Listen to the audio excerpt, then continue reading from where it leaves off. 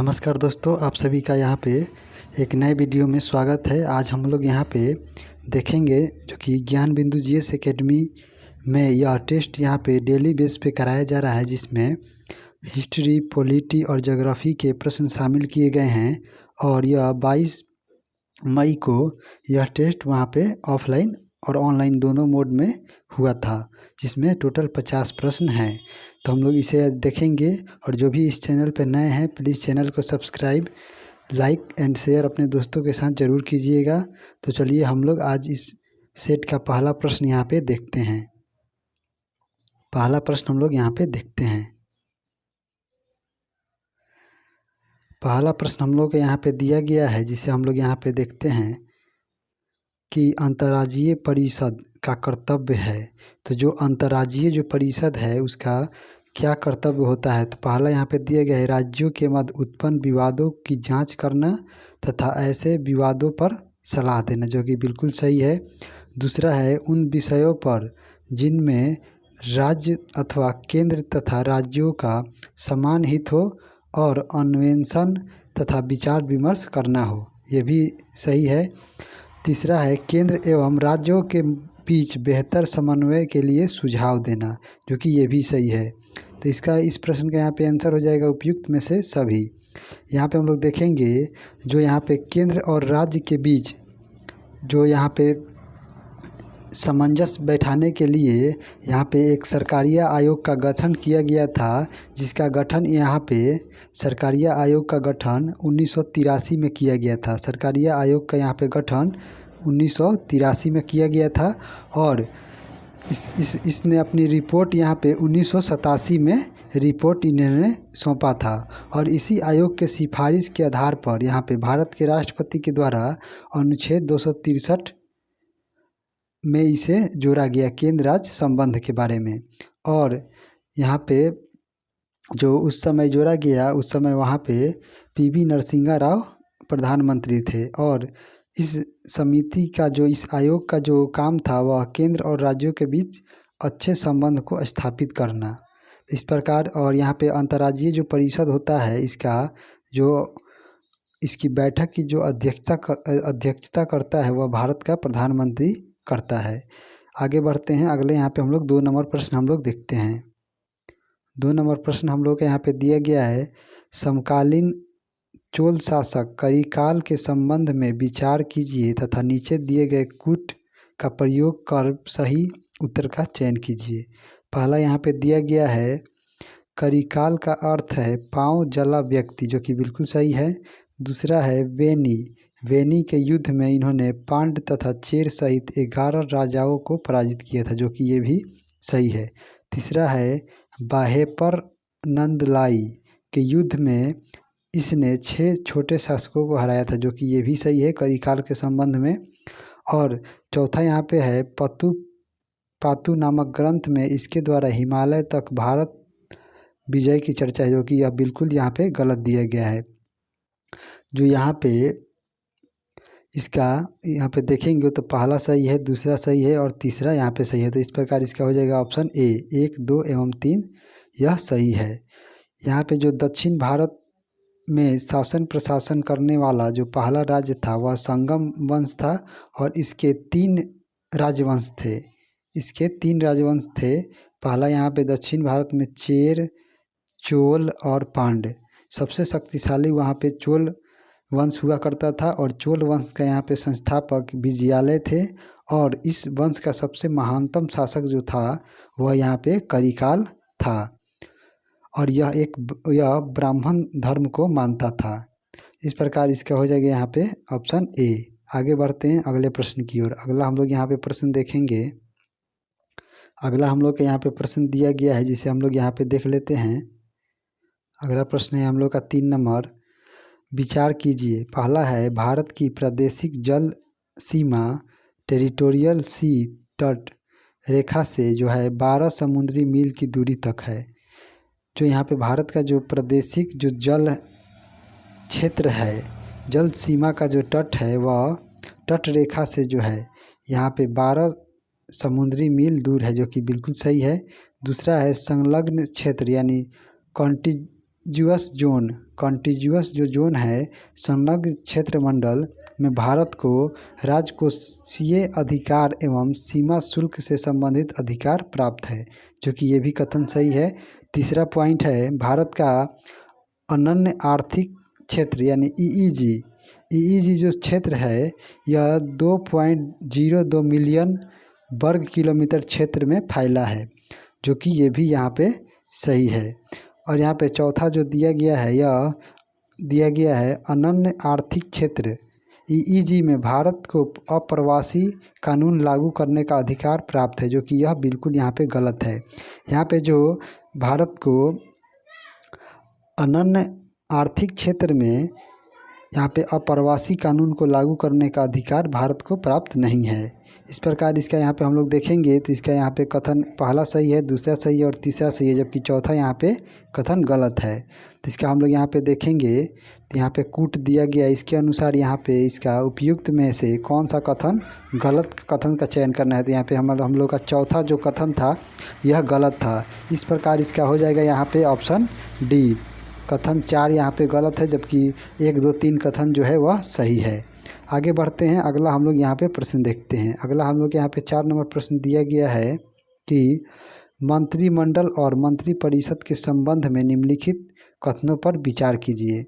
मंत्रिमंडल और मंत्रिपरिषद के बीच जो संबंध है उसके बारे में विचार करना है।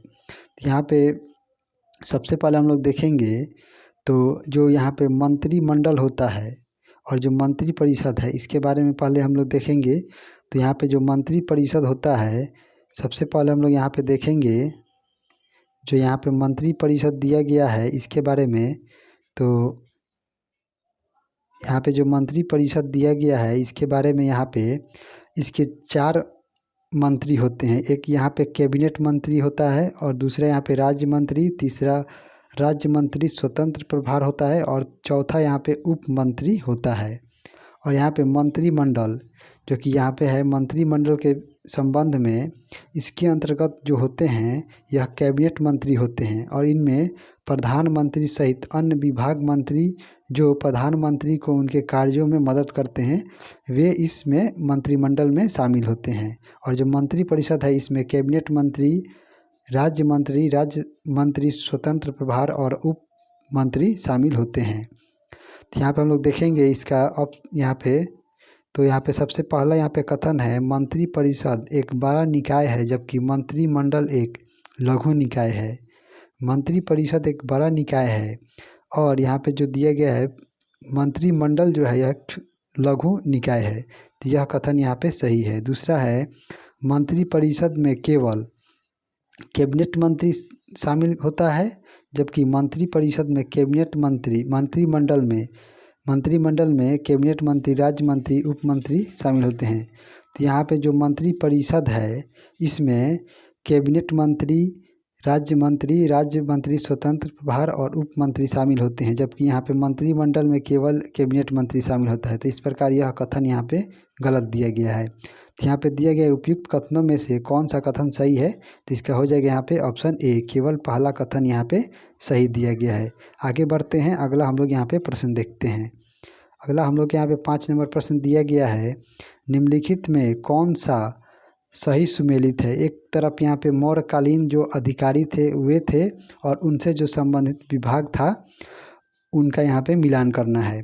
तो सबसे पहले यहाँ पे हम लोग देखेंगे तो जो यहाँ पे एग्रोनोमाई जो थे यह नगर का प्रमुख अधिकारी होता था, जो कि बिल्कुल सही सुमेलित है। दूसरा है सवर्णिक जो होते थे यह टकसाल का प्रमुख अधिकारी होता था, जहाँ पे सिक्के बनाए जाते थे वहाँ पे ये सवर्णिक नामक एक जो मौर्यकालीन अधिकारी वह टकसाल का यहाँ पे अधिकारी होता था। आगे यहाँ पे है तीसरा एग्रोनोमाई जो होता था यह जिले एवं सड़क निर्माण का प्रमुख अधिकारी होता था, जो कि ये भी सही है। चौथा है प्रदेष्टा जो था यह दीवानी न्यायालय का मुख्य न्यायाधीश होता था, जो कि यह बिल्कुल यहाँ पे गलत यह गलत दिया गया है। और जो यहाँ पे जो प्रदेष्टा होता था यह फौजदारी, मौर्य काल में दो न्यायालय होते थे जिसमें एक फौजदारी और एक दीवानी। तो यहाँ पे जो फौजदारी का जो मुख्य न्यायाधीश होता था उसे हम लोग यहाँ पे कहते थे। फौजदारी का जो यहाँ पे न्यायालय का जो मुख्य न्यायाधीश होता था उसे हम लोग प्रदेष्टा कहते थे, जबकि दीवानी का जो यहाँ पे मुख्य न्यायाधीश होता था उसे हम लोग व्यवहारिक कहते हैं। उसे हम लोग व्यवहारिक कहते थे, व्यवहारिक व्यवहारिक कहते थे। तो इस प्रकार इसका यहाँ पे पहला सही है, दूसरा सही है और तीसरा सही, जबकि चौथा यहाँ पे गलत है। तो यहाँ पे हम लोग देखेंगे तो इसका हो जाएगा यहाँ पे ऑप्शन ए। यहाँ पे 1 2 3 यह सही है। आगे बढ़ते हैं, अगला हम लोग यहाँ पे प्रश्न देखते हैं। अगला हम लोग यहाँ पे प्रश्न देखेंगे। अगला हम लोग यहाँ पे 6 नंबर प्रश्न दिया गया है, जिसे हम लोग देखते हैं। अधोलिखित में कौन सा कथन गलत है? कौन सा कथन यहाँ पे गलत दिया गया है इसके बारे में बताना है। तो पहला है मालवा पठार का निर्माण बेसाल्ट चट्टान से हुआ है, जो कि बिल्कुल यह सही कथन है। दूसरा है सतपुरा पर्वतमाला ब्लॉक पर्वत है, ये भी यहाँ पे सही है। तीसरा है असीरगढ़ का दर्रा राजस्थान में है, जो कि यह बिल्कुल गलत दिया गया है। जो असीरगढ़ का जो दर्रा है यह यहाँ पे मध्य प्रदेश में स्थित है, मध्य प्रदेश में स्थित है। अगला यहाँ पे है बुंदेलखंड का पठार, बुंदेलखंड के पठार में लाल मृदा का विकास हुआ है, जो कि ये भी सही है। तो इस प्रकार यहाँ पे चुनना था कि कौन सा कथन यहाँ पे गलत दिया गया है। तो यहाँ पे इसका हो जाएगा ऑप्शन सी, जो कि यहाँ पे गलत दिया गया है। जो असीरगढ़ का जो यहाँ पे दर्रा है वह मध्य प्रदेश में है। आगे बढ़ते हैं, अगला हम लोग यहाँ पे प्रश्न देखते हैं। अगला यहाँ पे प्रश्न है 7 नंबर, प्रधानमंत्री की संसद के संबंध में शक्तियों में से कौन सा सत्य है? तो पहले यहाँ पे देखेंगे, पहला है कि वह राष्ट्रपति को संसद का सत्र आहूत करने एवं सत्रावसान करने संबंधी परामर्श देता है, जो कि यह बिल्कुल यह कथन यहाँ पे गलत दिया गया है। दूसरा है यहाँ पे है वह किसी भी समय लोकसभा विघटित करने की सिफारिश कर सकता है, जो कि ये भी कथन यहाँ पे गलत दिया गया है। यहाँ पे अगला है तीसरा, वह सभा पटल पर सरकार की नीतियों की घोषणा करता है, जो कि यहाँ पे ये भी यहाँ पे जो कथन दिया गया है।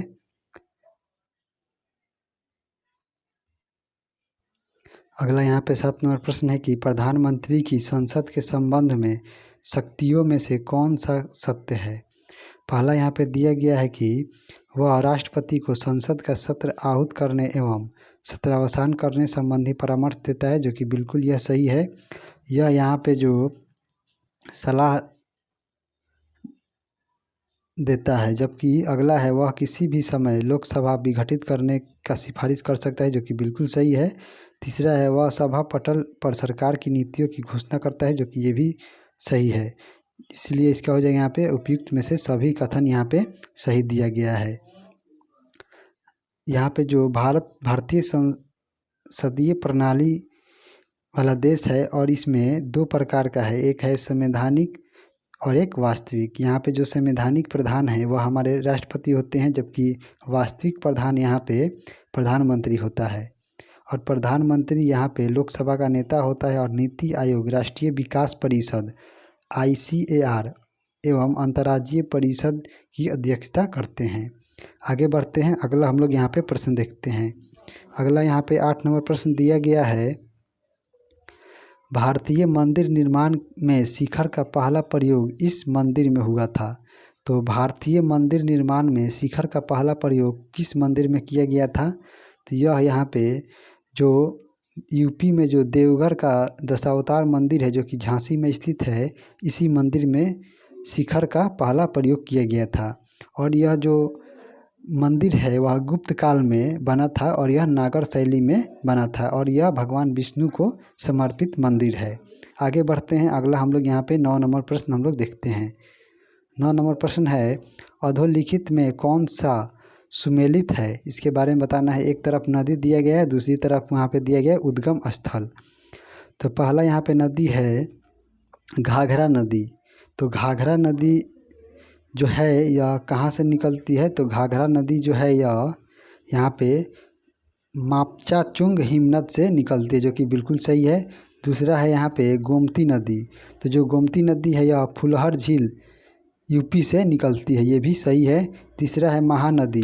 तो महानदी जो है यह नदी गढ़जात की पहाड़ी से नहीं बल्कि यह सिहावा श्रेणी की पहाड़ी से छत्तीसगढ़ में निकलती है। और यहाँ पे चौथा है महानंदा नदी, जो यहाँ पे निकलती है दार्जिलिंग की पहाड़ी से निकलती है, जो कि बिल्कुल सही है। इस प्रकार इसका पहला, दूसरा और चौथा यहाँ पे सही है, जबकि यहाँ पे तीसरा जो है यह कथन गलत है, गलत सुमेलित है। तो इस प्रकार इसका हो जाएगा ऑप्शन ए 1, 2 और यहाँ पे 1, 2, 4 यह सही है। आगे बढ़ते हैं, अगला हम लोग यहाँ पे प्रश्न देखते हैं। अगला प्रश्न हम लोग को यहाँ पे दिया गया है 10 नंबर। संसदीय मामलों की मंत्रिमंडल समिति की अध्यक्षता निम्नलिखित में से कौन करता है? जो संसदीय मामलों की जो मंत्रिमंडल समिति की जो अध्यक्षता है वह किसके द्वारा किया जाता है? तो इसकी अध्यक्षता यहाँ पे गृह मंत्री के द्वारा किया जाता है। आगे बढ़ते हैं, अगला यहाँ पे 11 नंबर है। अधोलिखित में से किस जैन तीर्थकर का उल्लेख यजुर्वेद में मिलता है? तो किनका उल्लेख है? जो जैन तीर्थकर थे उनका उल्लेख यजुर्वेद में मिलता है। तो इसका हो जाएगा यहाँ पे ऑप्शन सी अजीत नाथ जो थे, इनका जो यहाँ पे उल्लेख है वह यजुर्वेद में किया गया है। और यहाँ पे जैन धर्म के जो संस्थापक थे वह ऋषभदेव थे, जो कि प्रथम तीर्थकर हुए। और यहाँ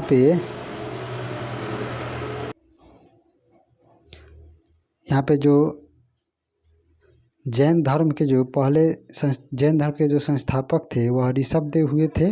और जैन धर्म का जो वास्तविक संस्थापक हैं वह महावीर स्वामी को माना जाता है, और वे अंतिम 24वें तीर्थकर थे। यहाँ पे जैन धर्म के 2 तीर्थकर हैं जिनका उल्लेख यहाँ पे ऋग्वेद में मिलता है। इसमें पहला है ऋषभदेव और एक है अरिस्टेनेमी। जबकि यहाँ पे अजीतनाथ का जो उल्लेख है यह यजुर्वेद में मिलता है और इनका प्रतीक चिन्ह हाथी था। इसको आप लोग याद रखिएगा। आगे बढ़ते हैं, अगला हम यहाँ पे 12 नंबर प्रश्न देखेंगे। भारत में इस्पात कारखानों का कौन सा समूह स्वतंत्रता के पश्चात बनाया गया था? तो इस्पात कारखाना जो भारत में स्वतंत्रता के बाद यहाँ पे बनाया गया था उसका यहाँ पे समूह बताना है। तो जो यहाँ पे होगा भिलाई, दुर्गापुर और राउरकेला, यह जो 3 कारखाना का जो स्थापना किया गया था यह सबसे पहले किया गया था। इस प्रकार इसका हो जाएगा यहाँ पे ऑप्शन बी, जिसका स्थापना यहाँ पे दूसरी पंचवर्षीय योजना के समय किया गया था। भिलाई जो कि छत्तीसगढ़ में है, दुर्गापुर पश्चिम बंगाल और राउरकेला उड़ीसा में किया गया है दूसरा पंचवर्षीय योजना के तहत। अगला हम यहाँ पे देखेंगे 13 नंबर प्रश्न है। 13 नंबर प्रश्न है, निम्नलिखित को सुमेलित कीजिए। यहाँ पे उपराष्ट्रपति के बारे में, उनका चुनाव, कार्यकाल, शपथ, तो इसके बारे में हम जितना भी उपराष्ट्रपति से प्रश्न बन सकता है उसको हम लोग यहाँ पे देखेंगे। तो इसका एक ट्रिक है जिसे आप लोग लिख लीजिएगा, उसरा निका चूस। उसरा निका चूस। यहाँ पे अनुच्छेद 63, 64, 65, यहाँ 66, यहाँ 67, यहाँ 68 और यहाँ पे 69। यानी पहला यहाँ पे उपराष्ट्रपति का पद यहाँ पे जो है यह अनुच्छेद 63 में हमारे संविधान के दिया गया है। और उपराष्ट्रपति जो है यह सभापति का पदेन, उपराष्ट्रपति यहाँ पे राज्यसभा का पदेन सभापति होगा, यह कथन यहाँ पे अनुच्छेद 64 में कहा गया है। और यहाँ पे जब यहाँ पे राष्ट्रपति नहीं रहते हैं तो उनका कार्यभार यहाँ पे उपराष्ट्रपति के द्वारा चलाया जाएगा, यह अनुच्छेद 65 में कहा गया है। और यहाँ पे उपराष्ट्रपति का जो निर्वाचन है उनका जो चर्चा है वह अनुच्छेद 66 में किया गया है। और उपराष्ट्रपति का जो कार्यकाल है उसके बारे में यहाँ पे अनुच्छेद 67 में बताया गया है। और यहाँ पे उपराष्ट्रपति का जो चुनाव है उसके बारे में यहाँ पे उपराष्ट्रपति का जो चुनाव है उसका यहाँ पे जो चर्चा किया गया है वह अनुच्छेद 68 में किया गया है। और यहाँ पे जो उनका जो यहाँ पे शपथ है वह अनुच्छेद 69 में किया गया है। तो इसको आप लोग याद रखिएगा। तो इस प्रकार हम इसे मिलान करेंगे तो यहाँ पे देखेंगे उपराष्ट्रपति का जो चुनाव है यह यहाँ पे जो है यह अनुच्छेद यहाँ पे जो है 66 के तहत होता है, इसको यहाँ पे देखे थे। और उपराष्ट्रपति का जो कार्यकाल है यह अनुच्छेद 67 में है, जो कि बिल्कुल सही है। तीसरा यहाँ पे है उपराष्ट्रपति का जो शपथ है यह अनुच्छेद 69 में है, जो कि बिल्कुल सही है। और उपराष्ट्रपति का राज्यों के परिषद का पदेन सभापति होना यह अनुच्छेद 64 में है, जो कि ये भी यहाँ पे है। तो इसका हो जाएगा यहाँ पे 1 2 3 4, इसका हो जाएगा ऑप्शन बी। आगे बढ़ते हैं, अगला यहाँ पे हम लोग प्रश्न देखते हैं। अगला प्रश्न यहाँ पे 14 नंबर दिया गया है कि सूची 1 को सूची 2 से सुमेलित कीजिए। एक तरफ खिलाड़ी हैं, उनका मूल नाम दिया गया है और एक तरफ उनका उपनाम दिया गया है, इसको मिलान करना है। तो यहाँ पे जो महेश भूपति हैं इन्हें इंडियन एक्सप्रेस कहा जाता है, जो कि यहाँ पे है। दूसरा है यहाँ पे कपिल देव को यहाँ पे हरियाणा हरिकेन के नाम से जानते हैं। और तीसरा है हिमा दास को यहाँ पे ढिंग एक्सप्रेस के नाम से जानते हैं। और चौथा है यहाँ पे पेले, इन्हें ब्लैक पर्ल के नाम से जानते हैं, जो कि फुटबॉल खिलाड़ी हैं। आगे बढ़ते हैं, अगला हम लोग यहाँ पे प्रश्न देखते हैं। अगला प्रश्न यहाँ पे दिया गया है 15 नंबर, विचार कीजिए। पहला यहाँ पे दिया गया है स्टेटमेंट कि ऊपरी मेंटल के ऊपरी भाग को दुर्बलता मंडल यानी एस्थेनोस्फीयर कहा जाता है। और दूसरा है यहाँ पे महाद्वीपीय क्रस्ट का निर्माण जो है बेसाल्ट चट्टान से हुआ है। तीसरा यहाँ पे दिया गया है पृथ्वी की आंतरिक परतों का घनत्व ऊपरी परतों की अपेक्षा अधिक होता है। चौथा है यहाँ पे पी प्रकार की जो तरंग है वह ठोस, द्रव और गैस तीनों माध्यम में गमन कर सकती है। तो इसका हम लोग यहाँ पे देखेंगे, तो इसमें यहाँ पे ऑप्शन यहाँ पे 2 और यहाँ पे ऑप्शन 1 और यहाँ पे ऑप्शन 3 जो कथन दिया गया है यह यहाँ पे सही दिया गया है। जबकि यहाँ पे जो तीनों माध्यम में जो यहाँ पे तरंग जो जाती है उसे हम लोग एल प्रकार की तरंग कहते हैं, एल प्रकार की, जो ठोस, द्रव और गैस तीनों माध्यम में गमन करती है। और यहाँ पे जो महाद्वीपीय जो क्रस्ट का जो निर्माण हुआ है यह यहाँ पे बेसाल्ट चट्टान से नहीं हुआ है, यह यहाँ पे ग्रेनाइट चट्टान से हुआ है, ग्रेनाइट चट्टान से। इसका निर्माण यहाँ पे ग्रेनाइट चट्टान से हुआ है। तो इस प्रकार इसका हो जाएगा यहाँ पे ऑप्शन बी 1 एवं 3 दोनों यहाँ पे सही दिया गया है। आगे बढ़ते हैं, अगला हम लोग यहाँ पे प्रश्न देखते हैं। अगला यहाँ पे 16 नंबर प्रश्न है, किस अनुच्छेद में उल्लेखित है कि मार्शल लॉ के समय मूल अधिकारों पर प्रतिबंध लगाया जा सकता है। किस अनुच्छेद में यह उल्लेखित किया गया है कि मार्शल लॉ के समय मूल अधिकारों पर प्रतिबंध लगाया जा सकता है। तो इसका जो यहाँ पे दिया गया है उल्लेख यह अनुच्छेद 34 में दिया गया है। और अनुच्छेद 32 में संवैधानिक उपचारों का अधिकार है, जो कि यहाँ पे जिसको बाबा साहेब भीमराव अंबेडकर के द्वारा संविधान की आत्मा कहा गया था। और यहाँ पे आगे बढ़ते हैं, अगला हम लोग यहाँ पे प्रश्न देखते हैं। अगला यहाँ पे दिया गया है 17 नंबर, अधोलिखित में से कौन सा सुल्तान मानता था कि राजा का हृदय ईश्वर कृपा का विशेष भंडार है और इस संबंध में मानव जाति में कोई उसके समान नहीं है। तो यह कौन मानता था? तो इसका हो जाएगा यहाँ पे ऑप्शन सी, बलबन यह अपने आप को मानता था। आगे बढ़ते हैं, अगला यहाँ पे 18 नंबर प्रश्न है, निम्नलिखित में से किस अफ्रीकी देशों को आप हॉर्न ऑफ अफ्रीका में शामिल नहीं करेंगे? तो कौन सा अफ्रीकी देश है जो हॉर्न ऑफ अफ्रीका में शामिल नहीं है, इसके बारे में बताना है।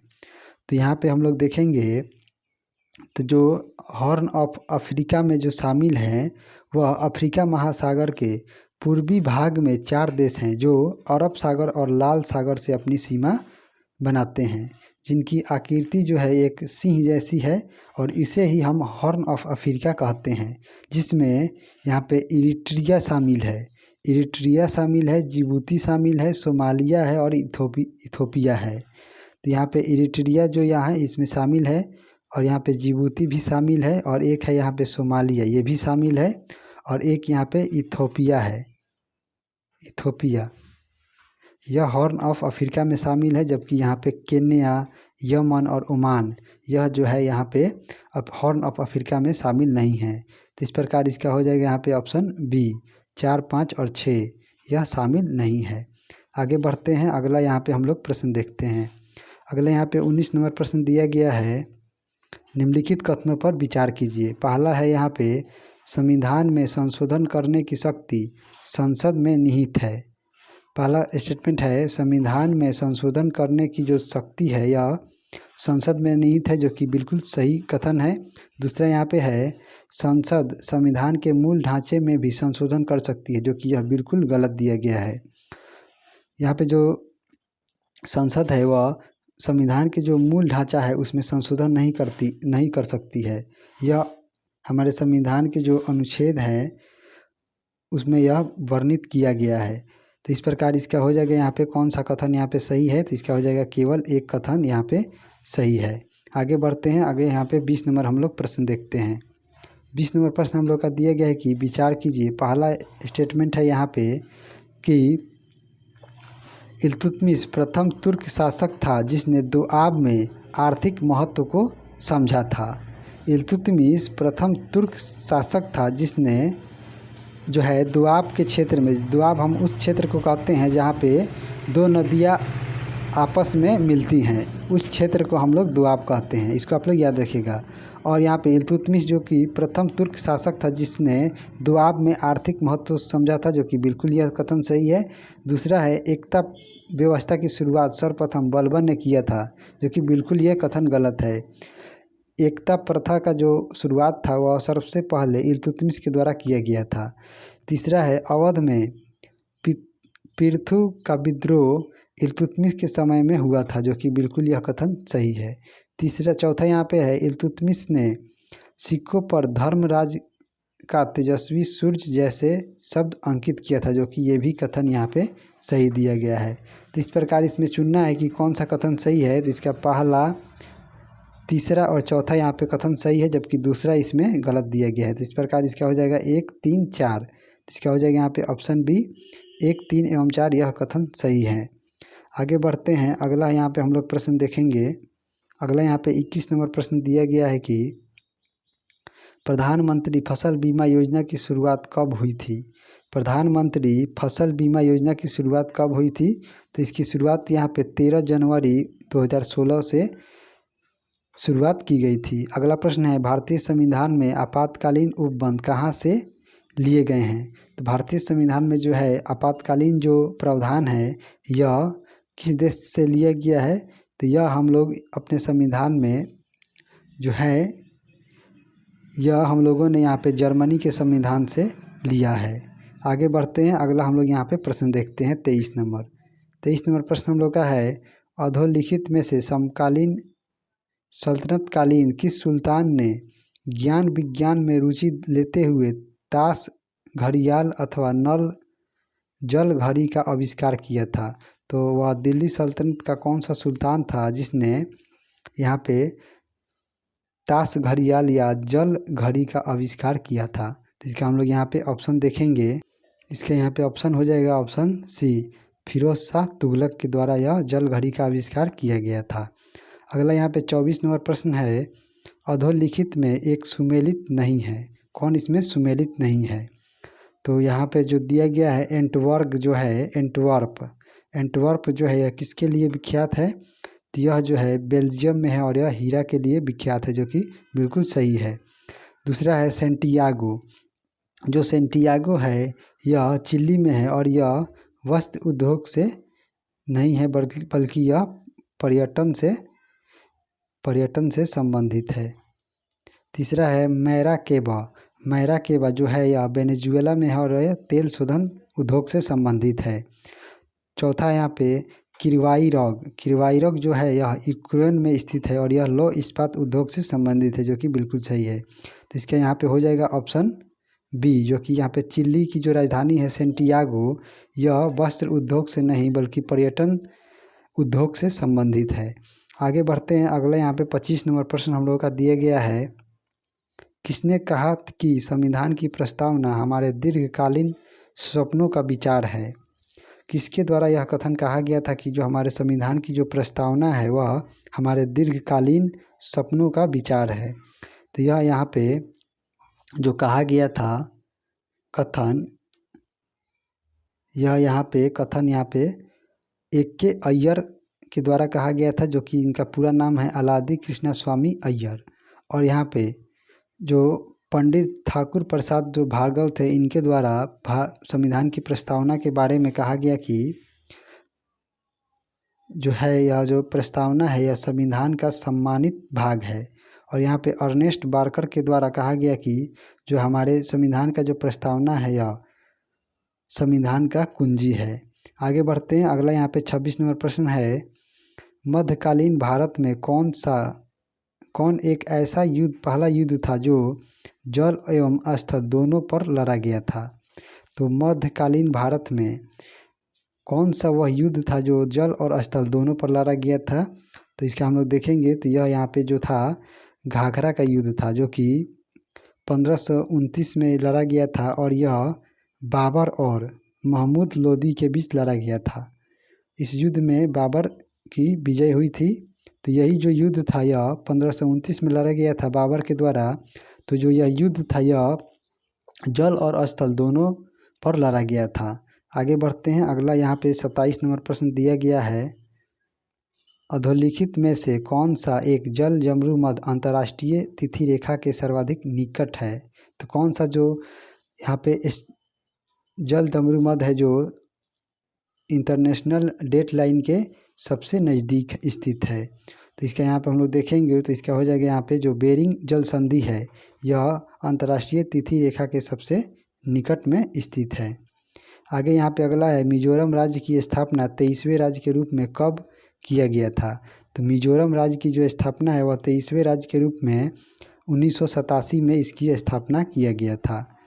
आगे बढ़ते हैं, अगला हम लोग यहाँ पे देखते हैं, अगला यहाँ पे 29 नंबर प्रश्न है कि विचार कीजिए। पहला यहाँ पे कथन दिया गया है कि जहांगीर ने पुर्तगालियों को आगरा व लाहौर के कैथोलिक चर्च स्थापित करने की स्वतंत्रता प्रदान की थी, जो कि बिल्कुल सही कथन है। दूसरा है 1913 में सूरत का मुग़ल सूबेदार मरकब खान ने अंग्रेज़ी नौसेना कप्तान डॉन्टन की सहायता से पुर्तगालियों को सामुद्रिक युद्ध में पराजित किया, जो कि ये भी कथन सही है। तो इसका हो जाएगा ऑप्शन सी। आगे यहाँ पे बढ़ते हैं, अगला हम लोग यहाँ पे प्रश्न देखेंगे। अगला प्रश्न यहाँ पे 30 नंबर है, छोटा नागपुर क्षेत्र के संबंध में निम्नलिखित कथनों पर विचार कीजिए। पहला यहाँ पे जो स्टेटमेंट दिया गया है यहाँ पे जो है यह देश का सबसे समृद्ध खनिज संसाधन क्षेत्र है, जिसे भारत का रूर भी कहा जाता है, जो कि बिल्कुल सही है। दूसरा है, इस क्षेत्र में देश का सबसे अधिक लोहा, कोयला, क्रोमाइट और अभ्रक का भंडार पाए जाते हैं, जो कि ये भी कथन सही है। तीसरा है, इस क्षेत्र की जो चट्टानें हैं वह ग्रेनाइट और नाइस के निक्षेप पाए जाते हैं, जो कि ये भी कथन सही है। तो इसका यहाँ पे हो जाएगा पहला, दूसरा और तीसरा तीनों कथन यहाँ पे सही है। आगे बढ़ते हैं, अगला यहाँ पे 31 नंबर प्रश्न है, संघ शासन को किस शब्द से ग्रहण किया गया है।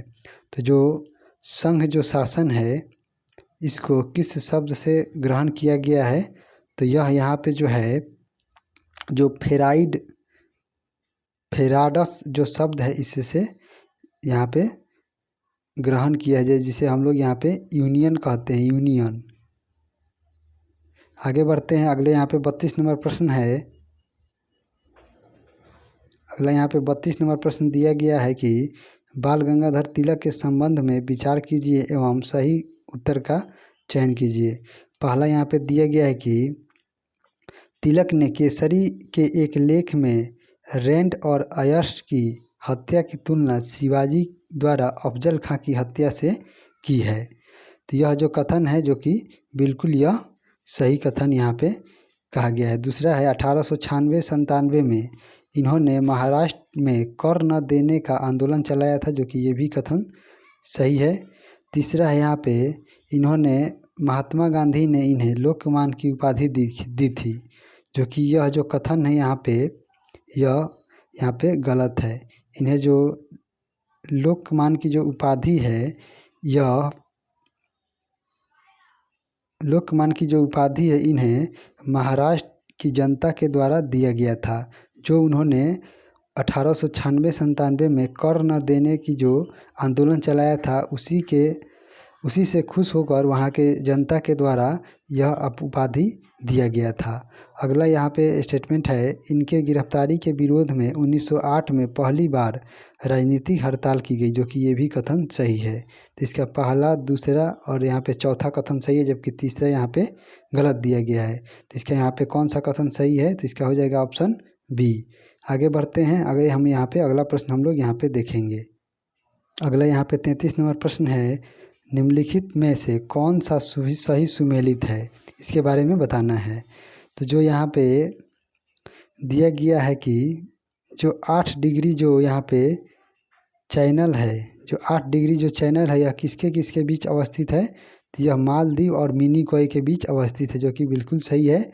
दूसरा यहाँ पे है 9 डिग्री चैनल, जो 9 डिग्री जो चैनल है यह मिनिकॉय और लक्षद्वीप के बीच स्थित है। और 10 डिग्री जो चैनल है, जो 10 डिग्री चैनल है यह जो है ग्रेट निकोबार और सुमात्रा के बीच नहीं है, यह ग्रेट निकोबार और अंडमान के बीच ये अवस्थित है। अंडमान के बीच यह अवस्थित है। इस प्रकार यह यहाँ पे गलत है। चौथा यहाँ पे ग्रेट चैनल जो है, जो ग्रेट चैनल है यह इंदिरा पॉइंट और इंडोनेशिया के बीच स्थित है, जो कि बिल्कुल सही है। पांचवा जो है कोको जल संधि जो है यह अंडमान और इंडोनेशिया का जो कोको द्वीप है इसके बीच स्थित है, जो कि ये भी सही है। इस प्रकार इसका पहला, दूसरा, चौथा और पांचवा सही है, जबकि तीसरा यहाँ पे गलत दिया गया। जो 10 डिग्री चैनल है यह अंडमान को निकोबार से अलग करता है। इस प्रकार इसका हम लोग देखेंगे तो इसका हो जाएगा यहाँ पे 1, 2, 4, 5, यह जो है यह सही सुमेलित है। तो यहाँ पे जो तीसरा कथन है यह यहाँ पे गलत दिया गया है, तो इसका ऑप्शन में नहीं दिया गया है, तो इसीलिए इसका यहाँ पे हो जाएगा आंसर 1, 2 और 1, 2, 4, 5 यह सही सुमेलित है। आगे बढ़ते हैं। आगे यहाँ पे 34 नंबर प्रश्न है, गोल किस प्रसिद्ध खिलाड़ी की आत्मकथा है? जो गोल है यह किस खिलाड़ी की जो आत्मकथा है? तो यह जो गोल है यह मेजर ध्यानचंद की आत्मकथा है। आगे बढ़ते हैं। अगला यहाँ पे हम लोग प्रश्न देखेंगे, संविधान सभा का मुख्य प्रारूपकार यानी चीफ ड्राफ्टमैन कौन थे? तो मुख्य प्रारूपकार कौन थे? तो यहाँ पे हम लोग देखेंगे तो इसका हो जाएगा यहाँ पे एल.एन. मुखर्जी जो थे यह भारत के संविधान का मुख्य प्रारूपकर्ता थे। अगला यहाँ पे प्रश्न है 36 नंबर, अधोलिखित में से किस क्रांतिकारी ने 1911 को त्रिनेवेली के जिला जज जो थे वहाँ पे से उनको गोली मारकर हत्या कर दी थी? तो यह किस क्रांतिकारी के द्वारा यह घटना को अंजाम दिया गया था? तो इसका हम लोग देखेंगे तो इसका हो जाएगा यहाँ पे जो अच्ची अय्यर थे, इन्होंने मद्रास के जो त्रिनेवेली जिला के जो एक जज थे से उनको गोली मारकर हत्या कर दी थी 1911 में। आगे बढ़ते हैं। अगला यहाँ पे प्रश्न हम लोग देखते हैं 37 नंबर। 37 नंबर प्रश्न है, निम्नलिखित में से सत्य कथन का चयन कीजिए। पहला यहाँ पे जो स्टेटमेंट दिया गया है यह है, सिंधु नदी के दाहिने तट पर भारत का एकमात्र शहर लेह अवस्थित है। यहाँ पे जो दाहिने तट है उस पर एक लेह, जबकि यहाँ पे हम लोग डायग्राम में यहाँ पे देखेंगे तो यहाँ से ऐसे यहाँ पे ये नदी निकलती है, तो इसके जो दाहिना तट है तो यही यहाँ पे दाहिना तट है और यहीं पे लेह स्थित है, जो कि बिल्कुल यह सही है। दूसरा है यहाँ पे ब्रह्मपुत्र की सहायक नदियों में लोहित, सुबनसिरी, संकोश एवं तीस्ता आदि नदियाँ शामिल है, जो कि ये कथन ये भी सही है। तो इसका सही कथन का चयन करना है तो इसका हो जाएगा ऑप्शन सी, कथन 1 और 2 दोनों सही है। आगे बढ़ते हैं। आगे हम लोग यहाँ पे अगला प्रश्न हम लोग यहाँ पे देखेंगे। अगला प्रश्न हम लोग के यहाँ पे दिया गया है 38 नंबर, भारत शासन अधिनियम 1935 के अंतर्गत अवशिष्ट शक्तियाँ किसे प्रदान किया गया है? तो भारत शासन अधिनियम 1935 के तहत जो अवशिष्ट शक्तियाँ हैं वह किसे प्रदान किया गया है? तो वह जो अवशिष्ट शक्तियाँ है वह वायसराय को प्रदान किया गया है। आगे बढ़ते हैं, आगे हम लोग अगला यहाँ पे प्रश्न देखते हैं। अगला यहाँ पे है 39 नंबर, भारत छोड़ो आंदोलन के संबंध में कौन सा कथन यहाँ पे गलत दिया गया है। तो यहाँ पे हम लोग देखेंगे, सबसे पहले हम लोग यहाँ पे देखेंगे तो यह क्रिप्स प्रस्ताव की विफलता का परिणाम था, जो कि बिल्कुल सही है। दूसरा है, वर्धा में कांग्रेस कार्य समिति ने अंग्रेज भारत छोड़ो प्रस्ताव पारित किए थे, जो कि ये भी कथन यहाँ पे सही दिया गया है। अगला यहाँ पे है कथन कि इस समय ब्रिटेन के जो प्रधानमंत्री थे वह क्लीमेंट एटली थे, जो कि यह बिल्कुल गलत है। यहाँ पे उस समय जो ब्रिटेन के जो प्रधानमंत्री थे वह विंस्टन चर्चिल थे 1942 में। 1942 में यहाँ पे ब्रिटेन के जो प्रधानमंत्री थे वह विंस्टन चर्चिल थे। यहाँ पे क्लीमेंट एटली 1946 में जीते थे। तो इसलिए इसका कथन यहाँ पे जो तीसरा है यह गलत दिया गया है। और चौथा है, गांधी जी ने इस आंदोलन में 21 दिन का उपवास किया था, जो कि ये भी कथन सही है। तो इसका हो जाएगा यहाँ पे ऑप्शन सी। आगे बढ़ते हैं, अगला हम लोग यहाँ पे प्रश्न देखते हैं। अगला यहाँ पे 40 नंबर प्रश्न है, किस अधिनियम द्वारा सिविल सेवकों के चयन के लिए खुली प्रतियोगिता परीक्षा का आयोजन करने का प्रयास किया गया। तो यह किस अधिनियम के द्वारा किया गया कि सिविल सेवकों के चयन के लिए यहाँ पे खुली प्रतियोगी परीक्षा का आयोजन किया गया, कि करने का यहाँ पे प्रयास किया गया पहली बार। तो इसका हम लोग देखेंगे, तो इसका हो जाएगा यहाँ पे 1833 का जो अधिनियम था इसमें प्रयास किया गया। और 1853 का जो चार्टर एक्ट आया था, 1853 का जो यहाँ पे अधिनियम आया था, इसमें इसे पूर्ण रूप से लागू कर दिया गया। आगे यहाँ पे बढ़ेंगे, अगला यहाँ पे 41 नंबर प्रश्न हम लोग देखेंगे। 41 नंबर प्रश्न है कि निम्नलिखित में से कौन से आयोग शिक्षा से संबंधित हैं।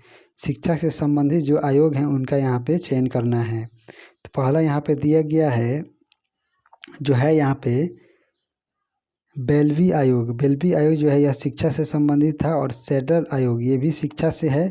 और रेले जो है ये भी शिक्षा से है। और कैंपबेल जो है यह भी शिक्षा से है। तो यहाँ पे जो सेडलर आयोग आया था यह 1917 में आया था, जो कि यह जो था विश्वविद्यालय की स्थापना से संबंधित यह था, जो कि शिक्षा से संबंधित है।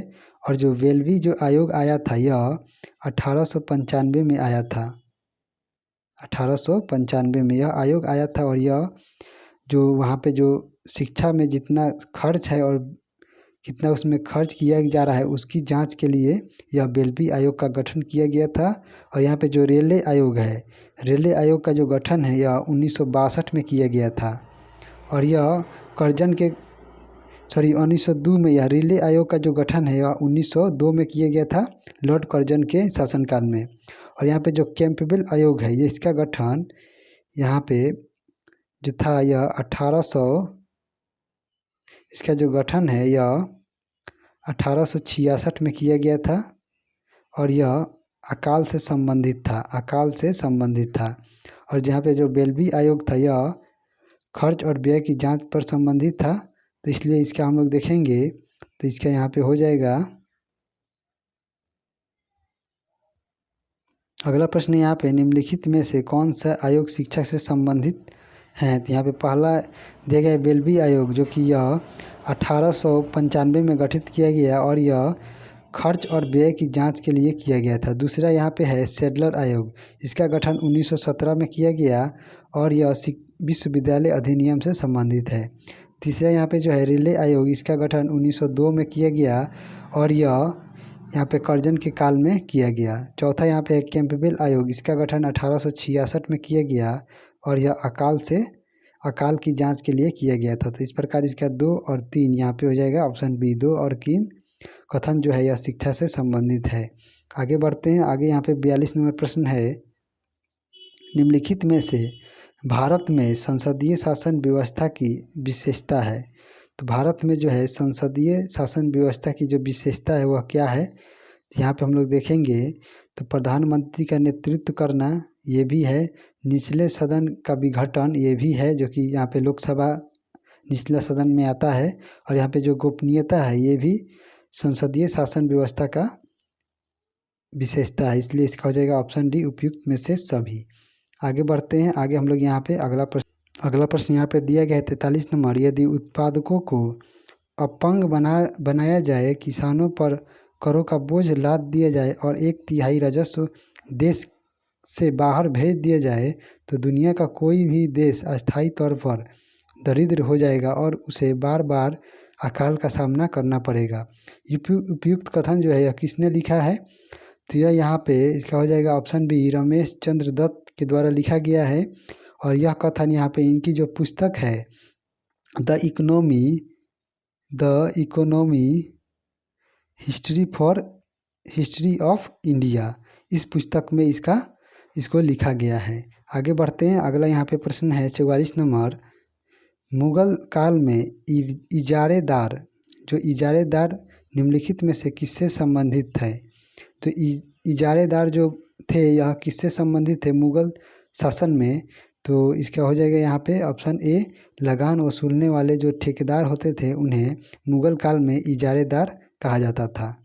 आगे बढ़ते हैं, अगला यहाँ पे 45 नंबर प्रश्न है, पेरिप्लस ऑफ द एरिथ्रियन सी कहाँ से कहाँ तक की समुद्री यात्रा का वर्णन करता है?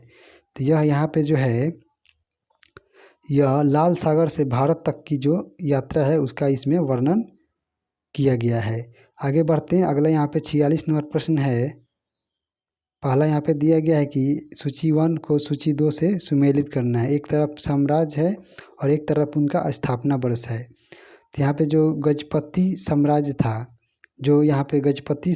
था, इसका जो यहाँ पे स्थापना किया गया था यह 1435 में किया गया था और यह इसकी स्थापना जो है कपिलेंद्र देव के द्वारा किया गया था।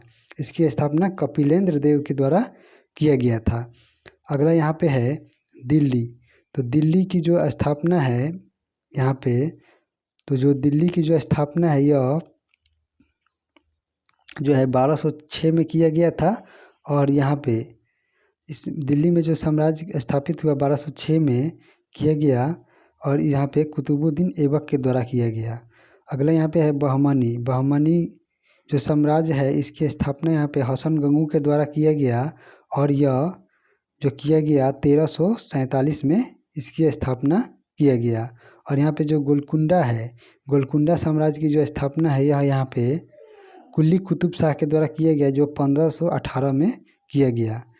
तो इस प्रकार इसका यहाँ पे देखेंगे तो 3 1 2 4 इस प्रकार इसका हो जाएगा यहाँ पे ऑप्शन सी। आगे बढ़ते हैं, अगला यहाँ पे हम लोग प्रश्न देखेंगे 47 नंबर प्रश्न है, निम्नलिखित में से किस यात्री ने सती बालिका का मार्मिक विवरण प्रस्तुत किया? तो कौन यात्री थे जिन्होंने सती बालिका का जो उनका मार्मिक विवरण प्रस्तुत किया था? तो इसका हम लोग देखेंगे तो यह यहाँ पे जो है वर्नियर जो एक चित्रकार थे उनके द्वारा इसका विवरण प्रस्तुत किया गया और इन वर्नियर जो थे यह शाहजहाँ के काल में भारत आए थे। आगे बढ़ते हैं, अगला हम लोग यहाँ पे प्रश्न देखते हैं 48 नंबर, विश्व निवेश रिपोर्ट वर्ल्ड इन्वेस्टमेंट रिपोर्ट किस संस्थान द्वारा जारी किया जाता है? तो जो विश्व निवेश जो रिपोर्ट है यह किसके द्वारा जारी किया जाता है? तो यह जो है यह अंकटाड के द्वारा जारी किया जाता है। आगे बढ़ते हैं, अगला यहाँ पे 49 नंबर प्रश्न है, निम्नलिखित में से कौन सा एक MERCOSUR दक्षिण साझा बाजार का सदस्य नहीं है? तो कौन इसमें सदस्य नहीं है? तो जो यहाँ पे दक्षिण साझा बाजार है इसकी स्थापना यहाँ पे 1991 में किया गया था और इसमें दक्षिण अमेरिका के 4 देश शामिल हैं और इनका जो उद्देश्य था यह मुक्त व्यापार करना इनका मुख्य उद्देश्य था। और इसमें जो दक्षिण अमेरिका जो महाद्वीप है उसके 4 देश इसमें शामिल हैं। यहाँ पे ब्राज़ील है, अर्जेंटीना है, उरुग्वे है और पराग्वे है। अर्जेंटीना है, उरुग्वे है, पराग्वे है और एक ब्राज़ील इसमें शामिल है। जबकि यहाँ पे जो चिली है, जो यहाँ पे चिली जो देश है यह इसमें शामिल नहीं है। तो इस प्रकार इसका यहाँ पे हम लोग देखेंगे तो इसका हो जाएगा ऑप्शन डी। आगे बढ़ते हैं, इस सेट का अंतिम प्रश्न हम लोग यहाँ पे देखेंगे। इस सेट का यहाँ पे अंतिम प्रश्न हम लोग का यहाँ पे दिया गया है। एक तरफ यहाँ पे सूची 1 में संस्थापक और इसके प्रथम जो निर्देशक हैं इसके बारे में, और दूसरी तरफ यहाँ पे जो उनके द्वारा जो प्रमुख अनुसंधान संस्थान हैं उनको मिलान करना है। तो यहाँ पे हम लोग देखेंगे तो जो विक्रम साराभाई हैं इनके द्वारा जो स्थापना किया गया, यह यहाँ पे भौतिक अनुसंधान प्रयोगशाला की स्थापना किया गया। और यहाँ पे होमी जहांगीर भाभा, जो होमी जहांगीर भाभा थे, इनके द्वारा यहाँ पे टाटा मौलिक अनुसंधान संस्थान की स्थापना की गई। और यहाँ पे CNR राव जो थे, इनके द्वारा यहाँ पे जवाहरलाल नेहरू उन्नत वैज्ञानिक अनुसंधान केंद्र की स्थापना किया गया। और यहाँ पे PC महालनोबिस जो कि एक अर्थशास्त्री थे, इनके द्वारा यहाँ पे भारतीय सांख्यिकी संस्थान की स्थापना किया गया। तो इस प्रकार इसका हम लोग देखेंगे तो 4 3 2 1 4 3 2 1 इसका हो जाएगा यहाँ पे ऑप्शन ए 4 3 2 1। तो चलिए मिलते हैं अगले वीडियो में, तब तक के लिए जय हिंद दोस्तों।